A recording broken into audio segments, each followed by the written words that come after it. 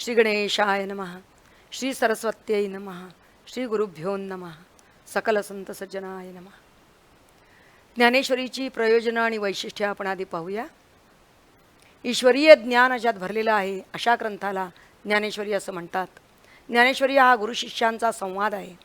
उपनिषदरूपी गायींचं दोहन करणारा गोपालनंदन आणि वत्सस्वरूप असणारा उपदेशामृतासाठी भुकेलेला पार्थ यांच्या सुसंवादातून जगाला लाभलेलं हे गीतामृत आहे. हजारो वर्षांपूर्वी परित्राणाय साधूनाम विनाशाय च दुष्कृताम धर्मसंस्थापनार्थाय ते गीतारूपानं प्रगट झालेलं आहे. आणि शके 1212 ते केवळ धर्मसंस्थापनार्थाय म्हणून भावार्थ दीपिकेच्या रूपानं ते अवतीर्ण झालं. स्वभावे जसा चंदनू गंध देई, जसा सूर्य तेजास घेऊन राही, तसा सर्व शास्त्रार्थ घेऊन हाती जगी पातली माऊली ज्ञानमूर्ती. मूर्तिमंत वैराग्य असे विठ्ठलपंत आणि मूर्तिमंत तपस्या अशा रुक्मिणीबाई यांच्या पोटी सकल शास्त्रार्थ हाती घेऊन श्री महाविष्णूंनी अवतार घेतला. केवळ हे दुग्धं गीतामृतम महत् सांगण्यासाठी. त्यांना दुर्जनांचं निर्दालन करायचं नव्हतं, तर दुरितांचं तिमिर घालवायचं होतं आणि विश्वामध्ये स्वधर्म सूर्याचा उदय झालेला पाहायचा होता. वाघविलास विस्तारू गीतार्थेसी विश्वभरू आनंदाचे आवारू मांडू जगा या उद्देशानं 700 वर्षांपूर्वी श्री ज्ञानेश्वरी प्रगटली. पण साहजिकच आपल्या मनामध्ये असा विचार येतो की आज आम्हाला तिची काय आवश्यकता आहे. आज धर्मसंस्थापनेची आवश्यकता आहे काय. धर्म म्हणजे तरी काय. समर्थ म्हणतात सकल धर्मा माझी धर्म स्वरूपी राहणे हा स्वधर्म. ज्ञान म्हणजे तरी काय. समर्थ सांगतात ज्ञान म्हणजे आत्मज्ञान पाहावे आपणासी आपण या नाव ज्ञान. आपण आपल्याला पाहायचं म्हणजे काय. आजचं आपलं समाज चित्र आपल्याला काय दिसतं आहे. जो तो कसा लाचार आहे ह्याची त्याला फूस आहे. घराघरात घुस आहे. तेरी चुप मेरी चुप गुपचुप सारा हिशेबी व्यवहार आहे. जो तो जागा धरून आहे नाही तर अडवून आहे. दबेल असून चढेल आहे. योजनांची चळत आहे. परकीयांची मदत आहे. तज्ज्ञांची ही उणीव नाही. आपली आपणा जाणीव नाही. आपण कोण आहोत हे खरंच आपल्याला जाणवलं आहे काय. ज्ञानेश्वरी कशासाठी तर आपण कोण हे कळण्यासाठी. प्रयोजनम अनुद्दिश्य न मंदोपी प्रवर्तते. कोणत्याही गोष्टीला प्रवृत्त व्हायला काहीतरी प्रयोजन म्हणजे हेतू असतो. माझे बोबडे बोल ऐकायला आपण आईच्या वात्सल्यानं आलात. जैसा स्वभाव माय बापांचा अपत्य बोले बोबडी वाचा तरी अधिकच तयाचा संतोषार्थी. जिज्ञासू अर्थार्थी आणि ज्ञानी असे शास्त्रानं 4 अधिकारी सांगितलेले आहेत. ग्रंथाभ्यास करणाऱ्यांना सुद्धा ते लागू पडतात. श्रवण ही परमार्थाची अभ्यासाची पहिली पायरी आहे. श्रवणामध्ये ग्रंथ पठण वाचन हेही आलंच. पण सर्वच ग्रंथ वाचक परमार्थी नसतात. ज्ञानदेवांना खूप वाटत होतं की इथं ईश्वरनिष्ठांची मांदियाळी व्हावी. पण काही जण ज्ञानेश्वरीतील वाक्चातुर्यालाच भुलतात. फक्त काव्यानंद घेतात पण त्यातील उदात्त जीवनदृष्टीकडे दुर्लक्ष करतात. अध्यात्मशास्त्री ये अंतरंगचे अधिकारी ये परी लोकू वाक्चातुर्ये होईल सुखिया. केवळ ज्ञानेश्वरीतील विदग्ध रसवृत्तीचा आस्वाद घेणारेही काही रसिक आहेत. पण नामा म्हणे ग्रंथ श्रेष्ठ ज्ञानदेवी तेव्हा आहे तरी काय या ज्ञानेश्वरीमध्ये. या जिज्ञासेनं सुद्धा काही जण ग्रंथ हाती घेतात. करमणूक म्हणून कोणीही ज्ञानेश्वरी वाचल्याचं ऐकिवात नाही. सद्गुरूंची भेट व्हावी किंवा परमार्थाची उचित दिशा मिळावी अशा आर्त भावनेनंही ज्ञानेश्वरीचं पारायण करतात. याची जन्मे येण्याची काळे संसारी होई जे निराळे अशा तळमळीनं आणि निश्चयानं जे ज्ञानेश्वरीकडे वळतात त्यांना महाराज ती हातवटी दाखवतात. इथं आवर्जून सांगावं लागेल की ज्ञानेश्वरी हा लौकिक इच्छा पूर्ण करणारा ग्रंथ नाही. अहो आई अमृततुल्य दूध देत असताना कांजी पिण्याची इच्छा कोण करील. आणि जरी अशी जर कामना कोणी जर केलीच तर ज्ञानेश्वर महाराज ती कामनाच नाहीशी करतात. जेथ हे संसार चित्र उमटे तो मनोरूप पटू फाटे. ज्ञानेश्वरी हे संसार जिणते शस्त्र आहे. पण अगदीच निष्काम भावनेनं कुणीतरी सांगितलेलं आहे म्हणून ज्ञानेश्वरी वाचणारे काही महाभाग आहेत. एक गमतीचं उदाहरण सांगते. सोनोपंत दांडेकर महाराजांच्याकडे एक तरुण नित्य यायचा, नमस्कार करायचा, बसायचा आणि जायचा. एके दिवशी दांडेकर महाराजांनी त्याला रोज इथं बसून थोडा वेळ ज्ञानेश्वरी वाच असं सांगितलं. त्यानंही थोरांचा शब्द अगदी अक्षरशः पाळला. तो रोज यायचा, तिथली ज्ञानेश्वरी घेऊन वाचायचं, खुणेचा दोरा घालून ठेवायचा, मिटवून ठेवायचा आणि निघून जायचा. महाराज काय करीत, तो निघून गेला की तो खुणेचा दोरा 4-6 पाने मागे घालून ठेवायचे. हा दुसरे दिवशी आला की दोरा काढून वाचायला सुरुवात. आणि असे बरेच दिवस चालले होते. एके दिवशी महाराजांनी त्याला विचारले, काय रे, कशी काय वाटली तुला ज्ञानेश्वरी? त्यानं उत्तर दिलं, रिपिटेशन फार आहे बुवा यात. तेव्हा महाराजांनी त्याच्या निदर्शनास आणून दिलं की यात पुनरुक्ती नाही, तर तूच वाचलेलंच पुन्हा पुन्हा वाचित होतास. पण सगळेच काही असे उगाचच वाचायचं म्हणून वाचत नसतात. अर्थ कळण्यासाठी वाचणारे सुद्धा काही विचारी लोक आहेत. संतांच्या शब्दामागचे गूढ अर्थ शोधू गेल्यास ते त्यांचे आत्मानुभव आहेत हे जाणवतं. एक झोपेतची मेले असं जेव्हा रामदास स्वामी म्हणतात, म्हणजे झोपेत त्यांना हार्ट अटॅक आला असं काही होत नाही. तर इथं झोप म्हणजे मोह निद्रा, अज्ञान निद्रा. जो आयुष्यभर कधी स्वरूपी जागाच झाला नाही, म्हणजे तो जन्मभर झोपला आणि झोपेतच मेला. अशा प्रकारचे गूढ अर्थ कळावेत म्हणून काही जण संतांचे ग्रंथ वाचतात. ज्ञानेश्वरी तर नवोन्मेषशालिनी आहे. ज्ञानेश्वरी वाचतो पण कळत नाही असं म्हणणाऱ्यांना अधिकाधिक वाचा म्हणजे अधिकाधिक कळेल असंच सांगावं लागेल. ती नित्य नूतन आहे. 700 वर्षे झाली तरी तिचा ताजेपणा जसाच्या तसा आहे. कारण समाधी धन जे आपुले ग्रंथी बांधवनी दिदले. समाधी धनच इथं ग्रंथबद्ध केलेलं आहे. श्रीमद भगवद्गीता खऱ्या अर्थानं जर कळायची असेल तर ज्ञानेश्वरी वाचावी. गीतेवर 700 टीका झालेल्या आहेत, पण ज्ञानेश्वरी हे एकमेवा द्वितीय आहे असे गुरुदेव रानडे म्हणतात. देवाचे जे मनोगत तू दावित आहासी मूर्त असे ज्ञानदेवांचे श्रोते म्हणतात. ज्ञानदेवांची ओवी म्हणजे दीपकळिका धाकुटी परी बहुतेजा ते प्रकटी अशी आहे.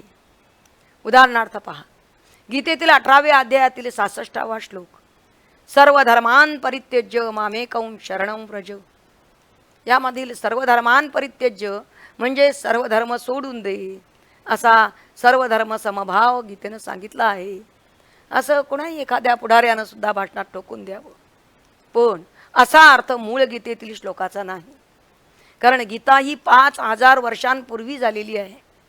त्यावेळी फक्त वैदिक धर्म होता. व्यक्तीच्या नावानं आलेले हे पंथ नव्हते. सर्व धर्मान या पदाचा अर्थ सर्व धर्म म्हणजे देहधर्म, इंद्रिय धर्म, प्राणधर्म, मनोधर्म, बुद्धिधर्म, चित्तधर्म हे सर्व सोडून तू मलाच शरण ये असं भगवान सांगतात. जन्म मरण हे देहधर्म आहेत. काळा गोरा आंधळा पांगळा उंच ठेंगू हे इंद्रिय धर्म आहेत. क्षुधा तृषा हे प्राणधर्म आहेत. सुख दुःख हे मनोधर्म आहेत. कर्ता भोक्ता हे बुद्धिधर्म आहेत. शोक मोह हे अंतःकरण धर्म आहेत. आणि हे सर्व धर्म सोडून तू मलाच शरण ये असं ते म्हणतात. म्हणून श्रीमद भगवद्गीतासु उपनिषत्सु ब्रह्मविद्यायाम योगशास्त्रे काय सांगितलेलं आहे हे कळण्यासाठी म्हणून ज्ञानेश्वरी वाचावी. यापुढील अधिकारी केवळ अर्थावर समाधान मानित नाही, तर तो ग्रंथ जगत असतो. नामदेवानी एक तरी ओवी अनुभवावी असं म्हटलं आहे. ज्ञानी हा प्रत्येक ओवीचा अनुभव घेत असतो. त्याच्या लेखी ज्ञानेश्वरी सकळ धर्मांचे माहेर, सज्जनांचे जिव्हार, लावण्य रत्न भांडार शारदेचे अशीच असते. जशी गीता हे सप्तशती मंत्र प्रतिपाद्य भगवती आहे, तशीच ज्ञानेश्वरी सुद्धा मंत्ररूप आहे. म्हणून मने काने वाचा जो सेवको होईल येचा, तो स्वानंद साम्राज्याचा चक्रवर्ती करी. स्वतः ज्ञानदेवांनी गीता जाणा हे वाङ्मयी श्रीमूर्ती प्रभूची असं म्हणलेलं आहे.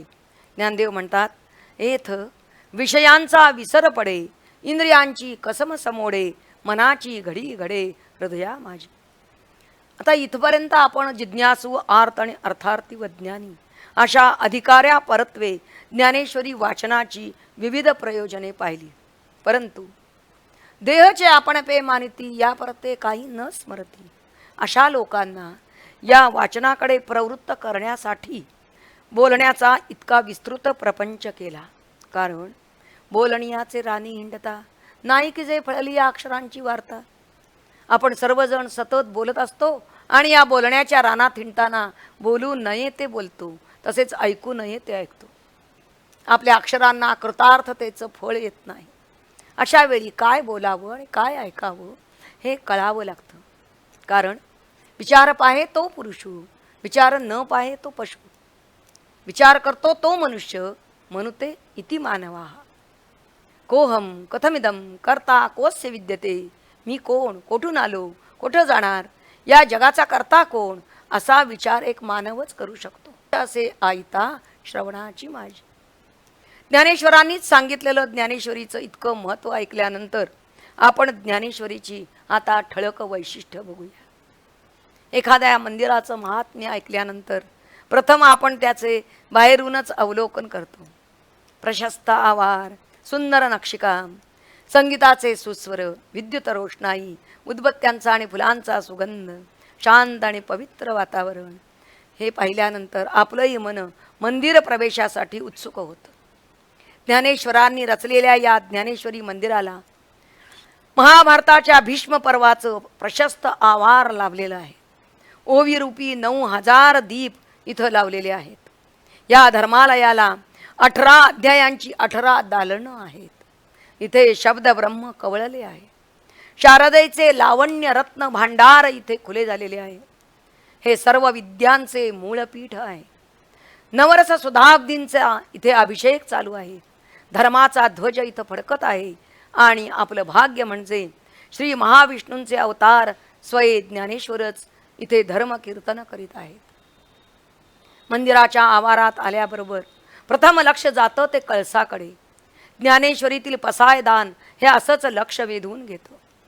विश्वात्मक देवाला त्यात आवाहन आहे. इतकं थोर मागणं क्वचितच कोणी मागितलं असेल. ज्ञानेश्वरांची विशाल आणि सखोल जीवनदृष्टी पसायदानातून व्यक्त होते. पसायदानाचा अर्थ आपण शेवटी पाहू. वैदिक धर्माच्या भक्कम पायावर हे मंदिर उभं आहे. धर्मक्षेत्रे कुरुक्षेत्रे अशी गीतेची सुरुवात झालेली आहे. क्षेत्र म्हणजे भूमी, स्थान, ठिकाण. क्षेत्रे क्षेत्रे धर्मं कुरु हाच गीतेचा संदेश आहे. ज्ञानेश्वर महाराज म्हणतात, स्वधर्मे राहाटता सकळ काम पूर्णता सहजे होय. देखे अनुक्रमाधारे स्वधर्म जो आचरे, तो मोक्ष तेणे व्यापारे निश्चित पावे. स्वधर्म जो बापा, तो नित्ययज्ञ जाणपा. किंवा म्हणून स्वधर्मानुष्ठान, ते अखंड यज्ञ याजन, जो करी तया बंधन कहींची न घडे. ज्ञानेश्वरीमध्ये अशा अनेक ओव्या आलेल्या आहेत. ज्ञानेश्वरीमध्ये काव्य, तत्वज्ञान आणि आत्मानुभूती हे तिन्ही एकवटलेले आहेत.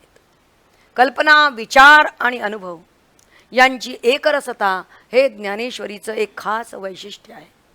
ज्ञानेश्वरीतील प्रत्येक ओवीला वाचे बरवे कवित्व, कवित्वी बरवे रसिकत्व, रसिकत्वी परतत्व स्पर्शू जैसा तसा परतत्व स्पर्श झालेला आहे. आणि म्हणूनच ज्ञानेश्वरी ही चैतन्यमय झालेली आहे. ती नित्य नूतन वाटते याचं रहस्य हेच आहे. ज्ञानेश्वरीमध्ये उत्तुंग कल्पना, विशाल विचार आणि सखोल आत्मानुभव हे तिन्ही समरसलेले आहेत. कारण ज्ञानेश्वरांच्या व्यक्तित्वाचेच हे 3 घटक आहेत. ज्ञानेश्वर कवी होते, तत्वज्ञ होते आणि योगी होते. पण याहून महत्त्वाचे म्हणजे ते संत होते. आणि म्हणूनच विश्वामध्ये विषयाच्या ज्वाला भडकल्या असताना त्यांनी शिरकावा केला तो शांत रसाचा. उत्तम साहित्याला साहित्यिकाच्या व्यक्तित्वाचा स्पर्श झालेला असतो. ज्ञानेश्वरी वाचताना ज्ञानेश्वरांचं व्यक्तित्व जाणवतं. हा वाग्यज्ञ आहे असं ते म्हणतात. लेखनापेक्षा बोलणं अधिक प्रभावी असतं. उदाहरणार्थ कथा लेखनापेक्षा कथा कथन अधिक परिणाम करतं. ही परिणामकारिता ज्ञानेश्वरीला लाभलेली आहे. संवादानं जवळीक साधते.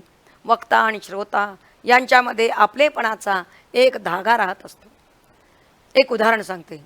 चंद्र तेथे चंद्रिका, शंभू तेथे अंबिका, संत तेथे विवेका असणे की जी. यातील जी या शब्दामध्ये मातेचा जिव्हाळा आहे. चंद्र तिथं चांदणं, शिव तिथं शक्ती, संताजवळ विवेक असणारच की हो. अशी संवाद रूपता ओवीत आल्यामुळे ती अधिक परिणामकारक झालेली आहे. ज्ञानदेवांनी या ग्रंथामध्ये श्रोत्यांना सुद्धा स्थान दिलेलं आहे आणि तेही अत्यंत मानाचं. वक्ता तो वक्तानो हे श्रोतेनी विण असं ते म्हणतात. परी प्रौढीन बोलो होजी तुम्हा सर्वज्ञांच्या समाजी असा श्रोत्यांना मोठेपणा देतात. का जे लळ्यांचेही लळे सरती, मनोरथांचे मनोरथ पुरती, जरी माहेरे श्रीमंत होती तुम्हा ऐसी. असं म्हणून आई मुलीच्या प्रेमाचा धागा श्रोता आणि वक्ता यांच्यामध्ये निर्माण करतात. तुम्ही बोलविल्या मी बोलेन, जैसे चेष्टे सूत्राधीन दारूयंत्र, ही या प्रेमाची परमावधी आहे. ज्ञानदेवांचे शब्द साच आणि रसाळ, मवाळ, मितले आणि रसाळ, शब्द जैसे का कल्लोळ अमृताचे असेच आहेत. समाजाने वाळीत टाकले तरी सुद्धा चुकूनही एका शब्दानेही त्यांनी कोणाचा अधिक्षेप केलेला नाही. पुत्राचे सहस्त्र अपराध, माता काय मानी तयाचा खेद, ज्ञानेश्वरांना माऊली म्हटलं आहे ते उगाच नाही. नम्रता हे ज्ञानेश्वरांच्या व्यक्तित्वाचं वैशिष्ट्य त्यांनी श्रोत्यांना पुन्हा केलेल्या विनवणीतून दिसून येतं. देई जो अवधान हे ही माझी विनवणी सलगीची. विनम्रतेचं पराकोटीचं उदाहरण म्हणजे शब्द कैसा घडीचे ते नेणे असं भाषाप्रभू ज्ञानेश्वर म्हणतात. उदार जीवनदृष्टी हा त्यांच्या व्यक्तित्वाचा आणखी एक विशेष आहे. म्हणोनी कुळ जाती वर्ण हे आघवेची कारण असं म्हणून सामान्यांना धर्माचं मुक्तद्वार त्यांनी केलं. ओढे नाले गंगेला मिळाले की गंगा रूप होतात, तसे तैसे क्षत्री वैश्य स्त्रिया का शूद्र अंत्यादी या, जाती तवची वेगळा लिया जव न पवती माते असे सांगून भक्तिमार्ग सर्वांना खुला केला. तिन्ही वर्णांच्या कानी लागलेल्या वेदाला ज्ञानेश्वरांनी कृपण असं म्हटलं तरी नाही श्रुती परवती माऊली जगा असा वेदांविषयीचा आदरही व्यक्त केला. मराठी भाषेचा अभिमान व्यक्त करत असताना त्यांनी संस्कृतची अवहेलना कुठंही केलेली नाही. हा त्यांच्या व्यक्तित्वाचा विशेष आहे. ज्ञानेश्वरांचे आत्मविश्वासपूर्ण उद्गार श्रोत्यांना ग्रंथश्रवणाला प्रवृत्त करतात. श्रोत्यांचे मानसशास्त्र ज्ञानदेवांना चांगलंच अवगत होतं. तरी अवधान एकले दीजे मग सर्व सुखासी पात्र होईजे, हे प्रतिज्ञोत्तर माझे उघड ऐका. किंवा डोळा अरूपाचे रूप दावीन अतिंद्रिय परी भोगवीन इंद्रिया करवी अशा आत्मविश्वासानं त्यांनी श्रोत्यांना आपलेच केलं. मराठी भाषेच्या बाबतीत सुद्धा त्यांनी आपला सार्थ अभिमान प्रगट केला आहे. माझा मराठाची बोलू कौतिके परी अमृतातेही पैजा लिंके अशी अस्मिता त्यांनी मायबोलीला मिळवून दिली. संस्कृतातील ज्ञान भांडार लोकांना खुलं करून देण्यासाठी त्यांनी माध्यम घेतलं ते लोकभाषेचं, आणि असं करण्यामध्ये त्यांची उदार दृष्टी आणि अपार करुणाच दिसून येते. ये मराठीचे नगरी ब्रह्मविद्येचा सुकाळू करी असे ज्या आत्मविश्वासानं ते बोलले त्याचे प्रत्यंतर आपल्याला पुढे संत वाङ्मयाच्या रूपानं येतं. नामदेव, चोखामेळा, जनाबाई, सावतामाळी, एकनाथ, तुकाराम अशी संत कवींची मांदियाळीच मराठी सारस्वताला लाभली. ज्ञानेश्वरीनं लोकभाषा समृद्ध केली. इतकंच नव्हे तर सामान्यांच्या अनुभवांना वाट काढून दिली. त्यांना आत्माविष्काराचा सोपा मार्ग दाखविला.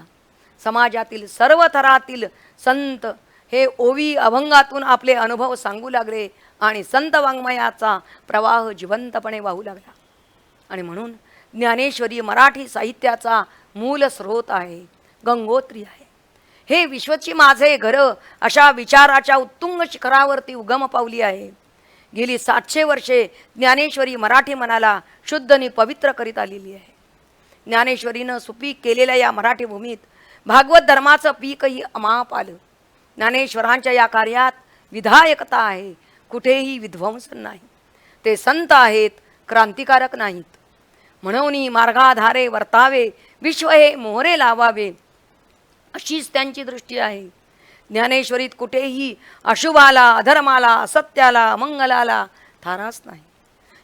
इथले चंद्रमे सुद्धा लांछन आहेत, मार्तंड सुद्धा तापहीन आहेत.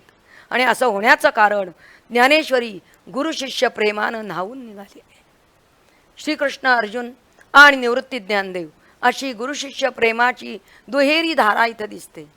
सकल शास्त्रे स्वयंभे निगती मुखे असे साक्षात भगवान गोपाल कृष्ण गुरु आणि शिष्यस्थेयम शादिमाम त्वाम प्रपन्नम असा पूर्ण शरणागत झालेला शिष्य पार्थ यांच्यामधील संवाद हा सुसंवाद झाला आहे. इतकेच नव्हे तर तो अद्भुतम रोमहर्षणम झाला आहे. गुरु हे शिष्याला गुह्यात गुह्यतर ज्ञान देतात. गोष्टी सांगेन युक्तीच्या 4 असं म्हणणाऱ्या भगवंतानी युक्तीच्या या 4 गोष्टी गीतेमध्ये सांगितलेल्या आहेत. 9व्या अध्यायाच्या शेवटी आणि पुन्हा 18व्या अध्यायाच्या शेवटी मनमना भव मद वक्तो मद याजी आणि माम नमस्कुरु. ज्ञानदेव म्हणतात, तू मन हे मीची करी, माझी या भजनी प्रेम धरी, सर्वत्र नमस्कारी मज एकाती. माझेनी अनुसंधाने देख, संकल्प जाळणे निश्चेख, मद याजी चोख याची नाव. ऐसा मिया अथिला होसी, तेथ माझी याची स्वरूपा पावसी, हे अंतःकरणीचे तुझसी बोली जत असे. ज्ञानदेवानी गुह्य उघड केले आहे. सोहम सुकृताच्या सोडून या गाठी ज्ञान उघड करून सांगितले आहे. सोहमचा स्पष्ट उल्लेख गीतेत नाही, पण ज्ञानेश्वरीत आहे. निवृत्तीनाथांबद्दलचे ज्ञानदेवांचे गुरुप्रेम तर ठाई ठाई प्रकटलेलं आहे. ते स्वतःला निवृत्तीदास म्हणवितात. 10व्या अध्यायापासून 18व्या अध्यायापर्यंत प्रत्येक अध्यायाच्या आरंभी सद्गुरु स्तवन केलेलं आहे. आता कृपा भांडवल सोडी, भरी मती माझी पोतडी, अशी विनम्र विनवणी त्यांनी केलेली आहे. आणि यया लागी आता स्तुती सांडूनी निवांता, चरणी ठेवीजे माता, हेची भले. आदर्श शिष्याची सद्गुरु प्रेमाची ही परमावधी पाहून आपण सुद्धा शतधा नत होतो. ज्ञानेश्वरीचं आणखी एक वैशिष्ट्य म्हणजे सजीव व्यक्तिचित्र.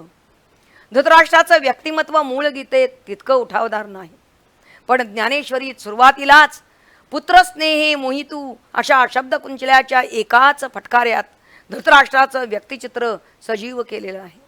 6व्या अध्यायाच्या सुरुवातीला संजय हे जाणवनी मनी हसला, म्हणे म्हातारा मोहे नासला, अशा समर्पक शब्दात स्वभाव वैशिष्ट्य टिपलं आहे. कृष्णार्जुनांमधील सख्य भावाचा ज्ञानेश्वरीत हृदय आविष्कार दिसून येतो. 11व्या अध्यायाच्या विश्वरूप दर्शनानंतर अर्जुन म्हणतो, आजवर मी तुला माझा सखा मित्रच म्हणून तुझ्याशी वागलो. तुझ्या घरी आल्यावर मी रुसून बसायचो. तो पाया पडून समजूत काढीपर्यंत मी ऐकायचो नाही. तुझ्याशी कोलूचा खेळ खेळलो, कुस्ती खेळलो, सोंगट्या खेळताना तर किती भांडलो. जेवताना तुला रोज माझी आठवण, पण तू बोलावू लागलास की मी फुकटून बसायचो. तुझ्या शयन मंचकावर मी कितीदा तरी झोपी गेलो. थेट तुझ्या अंतपुरात येताना मला कधी संकोच वाटला नाही. तुला कृष्णा अशी एकेरी हाक मारित होतो, माझी शपथ तुला घालीत होतो, पण हे सगळे प्रीतीचे निदाटपणे घडले, असे अर्जुन कबुली देतो. मित्रप्रेमाचे वर्णन आजही आपल्याला जीवश्च कंठश्च मित्रांमध्ये प्रत्यास येतं. याशिवाय ज्ञानेश्वरीत ठाई ठाई शब्दचित्रे विखुरलेली आहेत. उपमा उत्प्रेक्षांची प्रकरण तर प्राजक्ताचा सडा पडावा तशी आहे. एक उदाहरण पहा. चंद्र तेथे चंद्रिका, शंभू तेथे अंबिका, संत तेथे विवेका असणे कीजी, राहो तेथ कटक, सौजन्य तेथ सोयरिक, वन्नी तेथ दाहक सामर्थ्य पहा. दया तेथ धर्मू, धर्मू तेथ सुखागमू, सुखी पुरुषोत्तमू असे जैसा, वसंत तेथ वने, वने तेथ सुमने, सुमनी पालिंगने सारंगांची, गुरु तेथ ज्ञान ज्ञानी आत्मदर्शन दर्शनी समाधान हाती जैसे भाग्य तेथ विलासू सुख तेथ उल्हासू हे असो तेथ प्रकाशू सूर्योज येथे तैसे सकळ पुरुषार्थ जेणे स्वामिका सनात तो श्रीकृष्णराव जेथ तेथ लक्ष्मी. ज्ञानेश्वरांच्या प्रत्येक उपमेत दृष्टांतात किंवा रूपकात विविध शब्दचित्रे साकारलेली आहेत. ज्ञानेश्वरांची शब्दकळा चित्रमय आहे. ओवी वाचताच चित्र डोळ्यापुढे उभे राहते. वाचकाला असा प्रत्यय आणून देण्याचं सामर्थ्य त्यांच्या प्रतिभेत आहे. उदाहरणार्थ फेडित पाप ताप पोषित क्षितीचे पादप समुद्रा जाय आप गांगेय जैसे. एकाच ओवीत गंगेचा जीवन प्रवाह तिच्या कार्यासहित आपल्या डोळ्यापुढून सरकतो. ही प्रत्ययकारिता ज्ञानदेवांच्या प्रतिभेची आहे. दुसरं उदाहरण पहा. सूर्य उगवल्याबरोबर अंधार नाहीसा होतो, फुलं फुलतात, पक्षी गातात इत्यादी या नित्य घटना ज्ञानदेव वर्णन करताना म्हणतात. जगाचे अन्य फेडितू श्रियेची रावळे उघडितू निगे जैसा भास्वतू प्रदक्षिणे. श्री म्हणजे लक्ष्मी, तिचं राऊळ म्हणजे राहण्याचं ठिकाण अर्थात कमळ.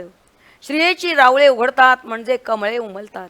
कमळांना श्रियेची रावळे म्हणणे यातील शब्द सौंदर्य शब्दातीत आहे आणि हे वर्णन सुद्धा अवर्णनीय आहे. ज्ञानेश्वरांचे शब्द रूप रस गंध शब्द स्पर्श या संवेदनांनी आहाळलेले असतात आणि म्हणूनच ते प्रत्ययकारी असतात. ज्ञानदेवांच्या ओवीचा अनुभव घेता येतो याचं रहस्य हेच आहे. उदाहरणार्थ पायी काटा निहटे तव व्यथा जीवी उमटे. या ओवीमध्ये काटा पोचताच उमटणारा वेदनेचा उद्गार ही शब्द संवेदना. पाय आखडून घेऊन काठा काढण्याचं जे चित्र डोळ्यापुढे उभं राहतं ती रूप संवेदना आणि काट्याचा तीक्ष्ण आणि बोचऱ्या स्पर्शाचा प्रत्यय आणून देते ती स्पर्श संवेदना आणि तिची हृदयात उमटते ती अतींद्रिय संवेदना ही ज्ञानदेवानी इथं शब्दगोचर केलेली आहे. दुसरं उदाहरण पहा की फळलिया तरुची शाखा सहजे भूमीसी उतरे देखा. इथं जमिनीपर्यंत वाकलेली आंब्यानी दगडलेली एखादी फांदी सहज आपल्या डोळ्यासमोर उभी राहते. पण केवळ रूपसंवेदनाच नाही तर ती शाखा फळलिया असल्यामुळे रसयुक्त आणि गंधयुक्त आहे आणि म्हणून रस आणि गंध संवेदना सुद्धा जाणवतात. आणखी एक अप्रतिम उदाहरण पहा. पाऊला पाऊला उदके वर्षा काळी ही चोखे. या ओवीतच नाद आहे. पाऊल पडेल इतक्याच म्हणजे पाऊलभर पाण्यातून चालताना होणाऱ्या आवाजाची लय पाऊला पाऊला उदके यातून जाणवते. हे काही गटारीतून वाहत आलेलं कडवूळ पाणी नाही तर निर्झराचं स्फटिकासारखं स्वच्छ पाणी आहे.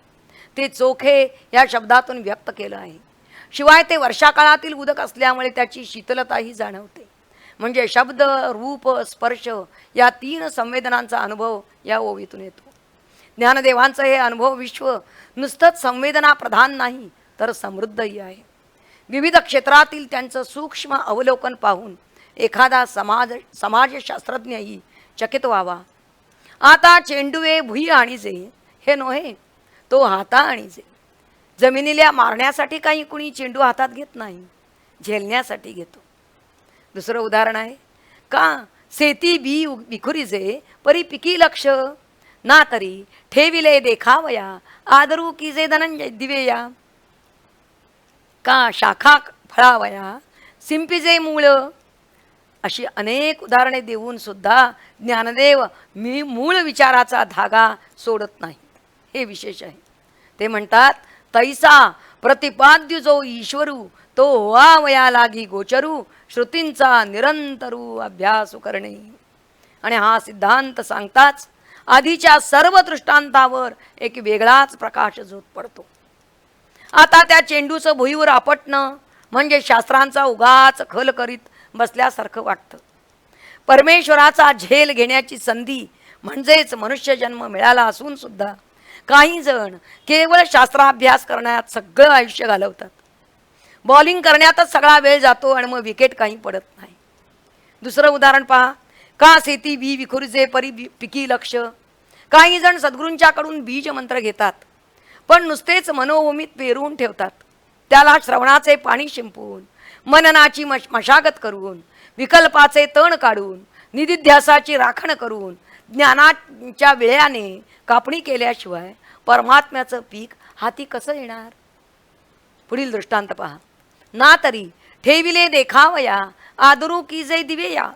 वस्तू पाहण्यासाठी दिवा, हल्ली आपण विजरी घेतो म्हणजे टॉर्च घेतो, हाती घ्यायचा आहे. उलट हा टॉर्च सेलवर चालतो की विजेवर, तो साधा आहे की इलेक्ट्रॉनिक्स आहे, त्यातून एकाच दिशेने प्रकाश जो येतो की हवा तसा झोत वळवता येतो. ही सगळी जी चर्चा ती जशी निरर्थक आहे, तसाच शास्त्रांचा काथ्याकूट करणं व्यर्थ आहे. परमात्म वस्तू पाहणं हेच ध्येय. का शाखा पळावया सिंपिजे मूळ. आपण झाडाच्या मुळाची शिंपण करतो ती झावळ्या घेऊन खराटे करण्यासाठी नाही, तर नारळ मिळवण्यासाठी. हेच व्यवहार ज्ञान जर परमार्थाकडे लावलं तर प्रतिपाद्यू तो ईश्वरू हे कळेल. आता सूत्रतंतू तुटले या चळूची टाके साई खडे या. सूत्रतंतू तुटल्यावर कळसूत्री बावल्यांचा खेळच थांबतो. या चित्रमय उदाहरणानंतर ज्ञानदेवांचं कौशल्य हे की पुढे ते का प्राणू गेलिया कर्मेंद्रिया खुंटे गती हा विचार सहजगत्या गुंततात. आणि म्हणूनच त्यांची ओवी केवळ शब्द चमत्कृती नाही, तर ते जीवन भाष्य आहे. ते शब्द शब्दामागील अर्थ आणि भाव प्रकाशित करत असतात. आणि म्हणून ज्ञानेश्वरी ही भावार्थ दीपिका आहे. इतकं असून सुद्धा ती विद्वत जड झालेली नाही की निरस कंटाळवाणी झालेली नाही. प्रासादिकता रसाळता हे ज्ञानेश्वरीचे विशेष आहे. उपमा कालिदासस्य भारवे अर्धगौरवम दंडिना पदलालित्यम. पण हे तिन्ही गुण ज्ञानदेवांच्या ठाई एकवटलेले आहेत. ज्ञानेश्वरीतील शब्दच नुसते प्रासादिक आहेत असं नाही, तर अर्थही तितकाच सुगम आहे.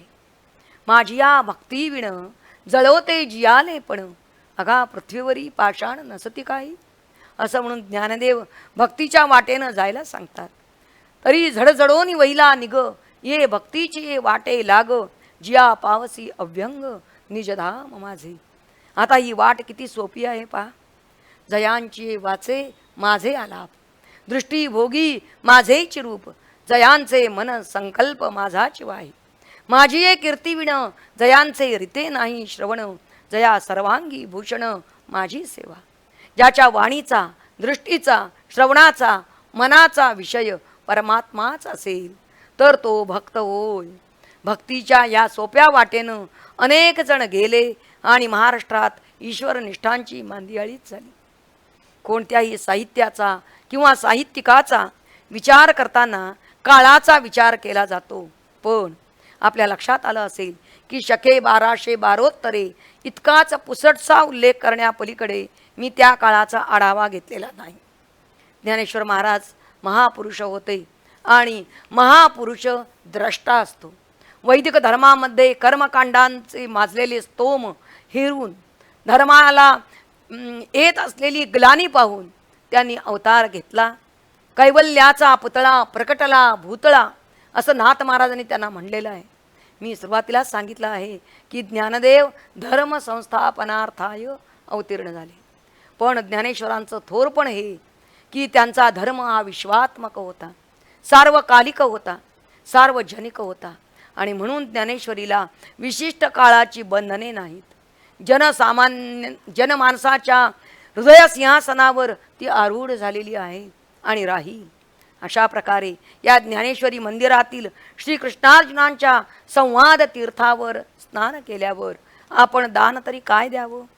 कारण तीर्थावर गेल्यावर स्नान आणि स्नानानंतर दान देण्याची पद्धत आहे.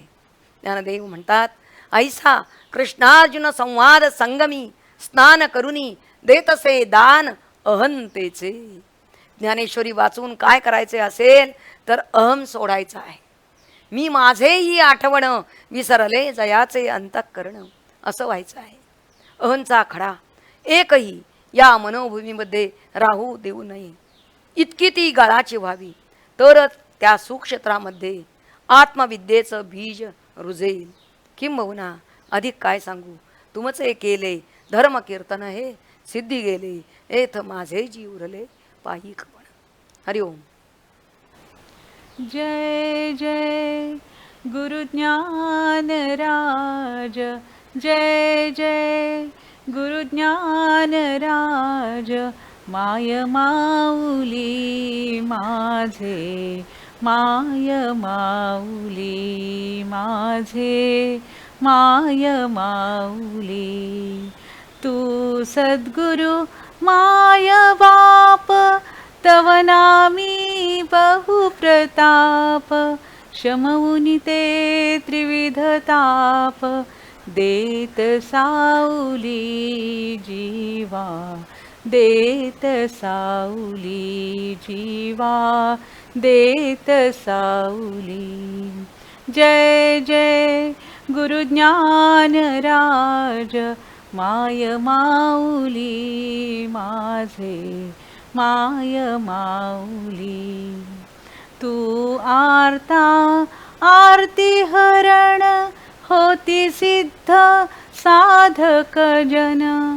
सिद्ध तेहि नमिती चरण, घेत पदधुली तुझी, घेत पदधुली तुझी, घेत पदधुली. जय जय गुरुज्ञानराज माय माऊली माझे, माय माऊली. हे माझे अंतरंग, सतत घडो संत संग. राहो मुखी पांडुरंग, हृदय राऊळी माझे, हृदय राऊळी माझे, हृदय राऊळी. जय जय गुरुज्ञानराज माय माऊली माझे, माय माऊली. मी नवविध करुणी भजन, उजळियले निरांजन. सत्यदेव भाव सुमन, अर्पी पाऊली माते, अर्पी पाऊली माते, अर्पी पाऊली. जय जय गुरुज्ञानराज माय माऊली माझे, माय माऊली माझे, माय माऊली. कलियुगी एकची असे कोणती, निज सौख्याची खाण खरी. ठेऊनी श्रद्धा सदाउरी, अहो हाती घ्यावी ज्ञानेश्वरी, अहो हाती घ्यावी ज्ञानेश्वरी. परम सुखदही अनुपम ओवी, ओवी कुंभ ओठी लावी. ज्ञानेशांच्या आधाराने, जीवनात नित धैर्य धरी. अहो हाती घ्यावी ज्ञानेश्वरी. कलियुगी एकची असे कोणती, निज सौख्याची खाण खरी. ठेऊनी श्रद्धा सदाउरी, अहो हाती घ्यावी ज्ञानेश्वरी. जरी रमे मन ग्रंथ चिंतनी, तिघेही बंधू आणि भगिनी. उदार हाते स्वानंदाचे, भोजन देतील पोट भरी. अहो हाती घ्यावी ज्ञानेश्वरी. कलियुगी एकची असे कोणती, निज सौख्याची खाण खरी. ठेऊनी श्रद्धा सदाउरी, अहो हाती घ्यावी ज्ञानेश्वरी. मनुजा तू स्वहितासाठी, ज्ञानेश्वरी वाच जीवा, ज्ञानेश्वरी वाच. मनुजा तू स्वहितासाठी, ज्ञानेश्वरी वाच जीवा, ज्ञानेश्वरी वाच. ह्या मछूळ संसारी ती, एक सुधा साच, एक सुधा साच. ज्ञानेश्वरी वाच, ज्ञानेश्वरी वाच जीवा, ज्ञानेश्वरी वाच. एक एक ओवी वाची पूर्ण भावनेने पूर्ण भावनेने रोज रोज प्रेमे ऐशा प्रेमे ऐसा वाचक तू होणे वाचक तू होणे ज्ञानेश्वरी वाच ज्ञानेश्वरी वाच जीवा ज्ञानेश्वरी वाच ग्रंथ वाचनी जो रंगे घेत हाची ध्यास घेत हाची ध्यास ज्ञानदेव त्या भक्तासी नुपेक्षीच खास नुपेक्षीच खास ज्ञानेश्वरी वाच ज्ञानेश्वरी वाच जीवा ज्ञानेश्वरी वाच हळूहळू रमता ग्रंथी बोध हो अपार बोध हो अपार करी कृपा त्या जीवासी गुरु ज्ञानेश्वर गुरु ज्ञानेश्वर ज्ञानेश्वरी वाच ज्ञानेश्वरी वाच जीवा ज्ञानेश्वरी वाच मनुजा तू स्वहितासाठी ज्ञानेश्वरी वाच जीवा ज्ञानेश्वरी वाच.